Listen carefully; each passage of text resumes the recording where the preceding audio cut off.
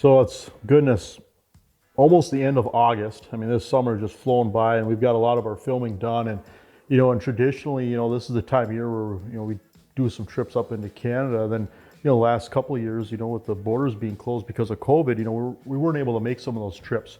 And now that we can get across the border, one of the things that we always like to do this time of year is do a fly-in trip. Just kind of I guess for us, even though we get to fish all the time, it was like a vacation, and we've been grinding through the summer. We've had some good bites, we've had some tough bites, but a lot of times we'd like to go up to Canada this time of year and go on a fly-in trip, and it just felt like vacation. First off, it's just an incredible experience, but also too, it's almost like you're traveling back in time, in the sense that there's times and places right now where some of the fishing can get tougher, or a lot of the fish get deep, where you go up to some place in northern Manitoba, for example, and the water temperatures are 10-15 degrees cooler than what we see back home, and so there's a lot of things to like. And so this is the time of year where traditionally we do some fly-in trips, and so we're looking forward to getting back up and doing some of the stuff that we did before the craziness of the, I guess what you call the COVID era.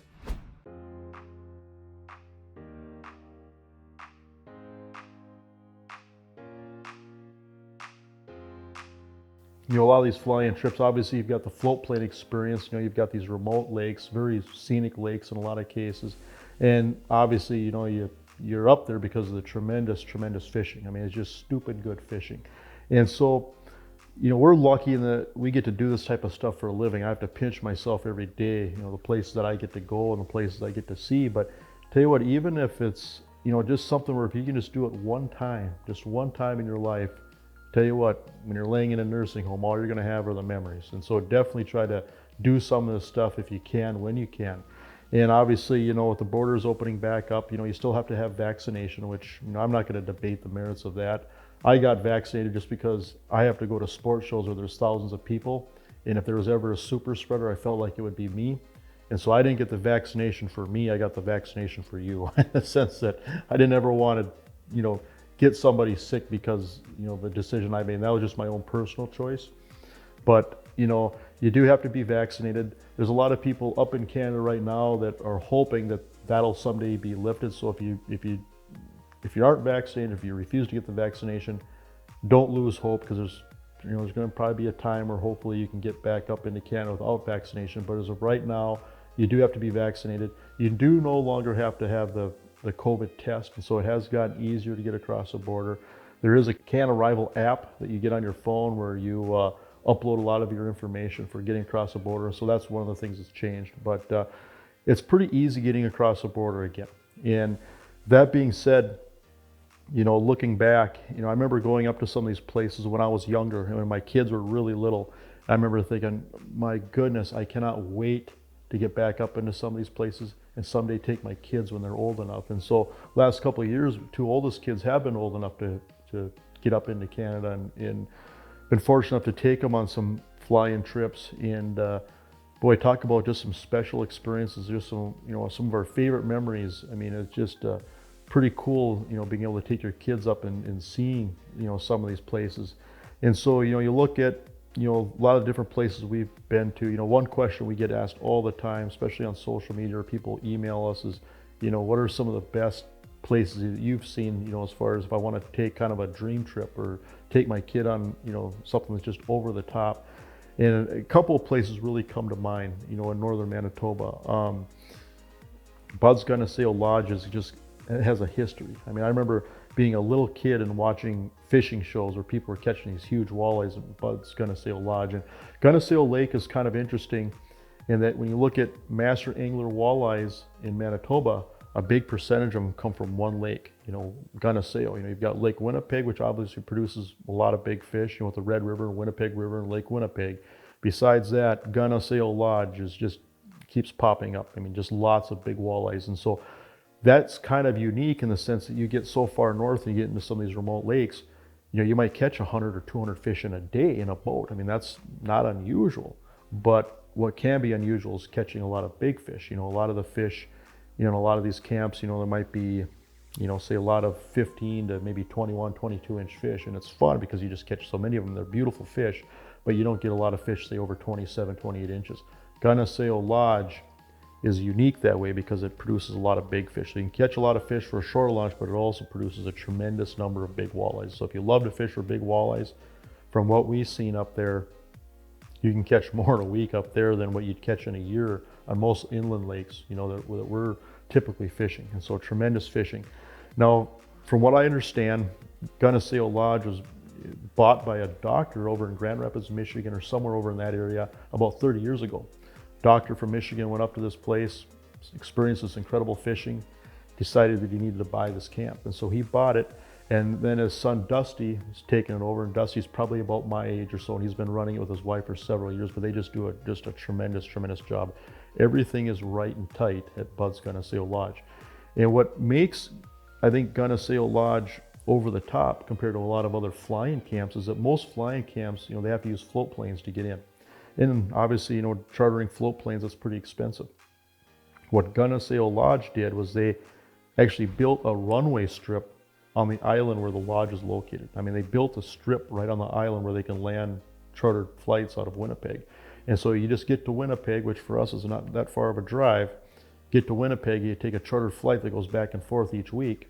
And, not only is, the cost per person a lot cheaper, okay, but you can also fly in a lot more supplies. You just fly in more stuff on each chartered flight. And so I think that's one of the things that really puts Gunisao over the top, is that the food is awesome. The mattresses are great. I mean, everything is pretty top shelf. I guess what I would call a bucket list destination. If I were to just pick a couple of places that really stood out, Budd's Gunisao Lodge would be one of them. Another place that just had a wow factor over the top was Aikens Lake Wilderness Lodge. It is unbelievable. I mean, we flew in there, and I brought my daughter with on that particular trip, and goodness, it was just down to the detail. And what's cool about Aikens Lake, or what separates Aikens Lake from a lot of the other destinations, is that you've got big walleyes, you've got big lake trout, and you've got big northern pike. I mean, you can target all three species. I mean, realistically or theoretically, you could catch a master angler, lake trout, walleye, and northern pike on the same trip, or I guess if your stars really aligned, on the same day. But it's just tremendous fishing. Obviously, you've got numbers of fish for shore launch, and you've got the big fish opportunities where you can target big fish. But the cabins were over the top nice. I mean, just some of the most beautiful cabins. I mean, some of those cabins, I mean, it's like something you'd see on Gull Lake or Minnetonka. I mean, they're just really nice top shelf cabins. And when we went up to Aikens Lake, we stayed at what's called the Lost Lake Lodge, which is kind of isolated. It's on an isthmus between Aikens Lake and Lost Lake, and so you can fish either side. They've got boats on both sides. You go out into Lost Lake, and it's just, you catch shore launch in 10 minutes. I mean, just lots of fish, but not a lot of big fish, but just numbers of quality eater-sized walleyes, and then a few pike. You go on the big water side, you've got walleyes, a lot more bigger walleyes, and then you've got lake trout, and you've got the pike. And so just tremendous fishing. The boats were, I mean, some of the nicest boats I've ever seen in a fly-in camp, and the food was over the top. I mean, it was just really top shelf. I mean, if you really wanted to impress somebody, Aikens Lake Wilderness Lodge is just really an impressive camp. One of the most impressive camps I've ever seen. One place that I've been to quite a few times where I've taken friends and family up out of Sioux Lookout is Nobby's. And Nobby's has quite a few different camps. I mean, they're a pretty big operation. I mean, they've got planes going to quite a few different camps, but we've gone to the Bemidji Lake Lodge, and there are several cabins on the lake, and it's more set up for more of the do-it-yourself type situation where you do your own cooking, you bring up your own food, and you kind of take care of yourself a little more.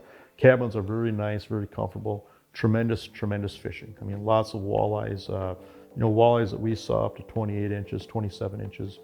Some pretty nice pike, up into the low 40-inch range, and then there's lake trout too.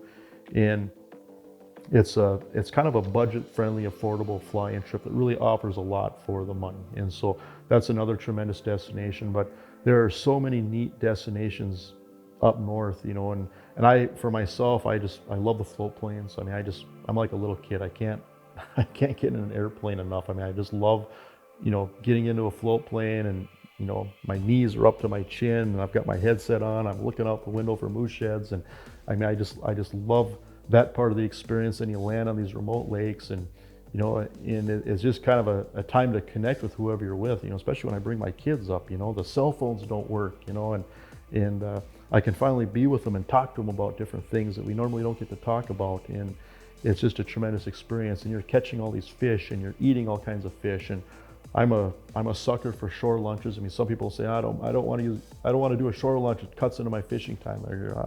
I've been fishing all summer. I'm up there for a week. I'm eating fish every day, and and so we do a big shore lunch every day, and just a tremendous time. But for us, a lot of times we like to go up there, middle of August into September, because for a lot of these camps, they slow down then, so they've got room for us to come up and film a show. And so that's part of the reason that we go up there late. But the other thing is it's just a nice way to wind down, the open water season, before we go into the good fall fishing and all the hunting that we do. And so definitely some of my favorite places, favorite time of the year. If you ever get an opportunity to experience some of this, definitely do it. I mean, I know that, for a lot of people, and myself included, we want to do certain things, and we got to save up, or we got to, decide what we want to do, and we can't do everything. But tell you what, with just how short life can be, if you ever get an opportunity to do a fly-in camp, make sure that you do it, because it's going to be something that you'll remember for the rest of your life.